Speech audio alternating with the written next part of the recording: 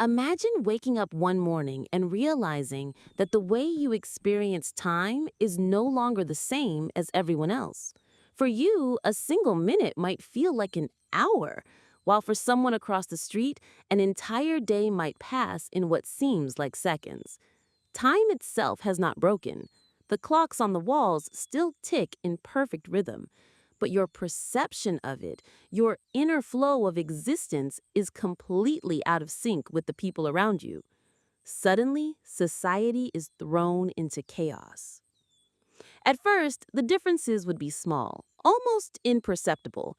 Some people would complain about days dragging on endlessly, while others would say they feel like time is slipping through their fingers. But as the divergence grew, the cracks in civilization would widen. Imagine trying to have a conversation with someone who perceives 10 seconds as an entire afternoon. To them, your pause between words feels like an eternity. To you, their reply comes too slowly, as if frozen in molasses. Communication begins to fracture, not because of language, but because reality itself is fragmented. Workplaces collapse almost immediately. Deadlines mean nothing when one worker finishes a month's worth of effort in what feels like a morning, while another takes what they perceive as years just to type a paragraph. Coordinating teams, building infrastructure, or even cooking dinner together becomes nearly impossible. The idea of synchronization, the cornerstone of civilization, falls apart. Time zones used to be an inconvenience. Now, every individual is their own private time zone, locked away in their own distorted flow of reality. Families would disintegrate under the weight of this temporal chaos. A parent for whom a week feels like a heartbeat might look away from their child only to find them suddenly grown, because for the child, years have already passed. Lovers could no longer share moments together. What feels like a long, romantic evening for one might be over before the other even feels the first kiss. Intimacy, memory, and shared experiences would all be torn apart, shredded by the uneven currents of time. And what about survival? Imagine the hospital system. A doctor whose hours feel like years would have infinite patience to save a life. But their patient might not survive because, from their perspective, the surgery takes too long. Or worse, the patient might blink, and in that instant, the doctor appears to take years to move their hands. Medicine, law, governance, all of it begins to collapse. The economy implodes because the very concept of productivity and schedules becomes meaningless. But deeper questions emerge. If perception of time changes, does aging change with it? For some, a lifetime might feel eternal, dragging endlessly without release.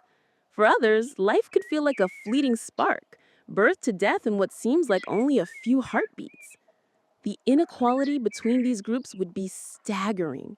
Those who live in slow time would become detached, almost godlike in their patience and planning. Those in fast time would live and die in a blur, generations passing before the eyes of others. Society would split into castes not by wealth or power, but by temporal flow. Philosophy and religion would be shattered.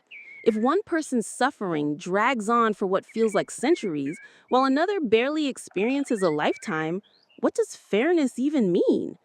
Ideas like justice or equality would be impossible to sustain. People might begin to envy others' timelines, leading to resentment and violence. Wars could break out not for land or resources, but for the chance to live in a different speed of existence. Technology might try to save us. Machines could be built to regulate perception, to artificially synchronize time between individuals. But who controls that technology? Governments? Corporations? Imagine the power of deciding who gets to live in slow time, savoring centuries of thought, and who is condemned to burn through life in a handful of frantic minutes.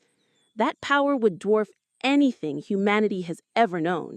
Kings and empires would pale in comparison. And then comes the strangest realization. Reality itself begins to bend. If enough people live on radically different timelines, how do events unfold? A city where half the people perceive time as fast could build entire structures before the other half even notices construction has started. Wars could be won before the enemy even understands a battle has begun. The flow of history would fracture into countless versions, all overlapping, all valid, but impossible to reconcile. For the individual, existence becomes lonely. You could be trapped in your own endless second, watching the world move too slowly to touch. Or you could be swept through life so quickly that love, friendship, and memory blur into a single indistinguishable flash. The human experience, once united by the rhythm of time, would shatter into billions of isolated streams, never fully connecting again. And so the final question emerges. If time is no longer shared, are we still human together? Or does each of us become a universe of one, adrift in our own private river of seconds, minutes, and years? Perhaps civilization could adapt, but perhaps it would simply dissolve, leaving behind only fragments of memory and the haunting echo of what it once meant to live side by side in the same moment.